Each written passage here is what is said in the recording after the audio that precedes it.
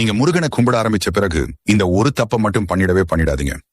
ஆமாம், எல்லாருமே அவரோட சோதனையில இருந்து தான் வந்திருக்கோம். நீங்க ஏதாவது ஒண்ணு அவர்கிட்ட வேணும் அப்படின்னு வேண்டிக்கிட்டு கேக்குறீங்க அப்படின்னா முதலில் முருகன் என்ன செய்வார் தெரியுமா? உங்களை ரொம்பவே சோதிப்பாரு. எப்படி அந்த சோதனை இருக்கும் அப்படின்னா, நீங்க எதை கேட்டு அவர்கிட்ட வந்தீர்களோ, எதுக்காக அவரை வேண்ட ஆரம்பிச்சீங்களோ அது வேண்டவே வேண்டாம் அப்படின்னு சொல்ற அளவிற்கு உங்களை போட்டு சோதிப்பாரு. அந்த சோதனையை எப்படியாவது தாக்கு பிடிச்சு நின்னுடுங்க. வேண்டாம் அப்படின்னு மட்டும் சொல்லி அதை கைவிட்டுறாதீங்க. முதல்ல ஒன்றை ஞாபகம் வச்சுக்கோங்க, எந்த ஒரு பொருளும் நமக்கு ஈஸியா கிடைச்சிட்டா நமக்கு அதோட அருமை தெரியாது. அதே ஒரு விஷயம் நமக்கு ரொம்ப கஷ்டப்பட்டு பல தோல்விகளுக்கு அப்புறம் கிடைக்கிறது அப்படின்னா அதோட அருமை நமக்கு நல்லாவே புரியும். அது மாதிரிதான் முருகன் மேல் இருக்கும் நம்பிக்கையும். நீங்க கேட்ட உடனே அவர் அதை செய்து விட்டார் உங்களுக்கு. அதோட அருமை என்னைக்குமே புரியாது. அவரது பக்தர்களை அவர் எப்போதுமே கைவிடவே மாட்டாரு.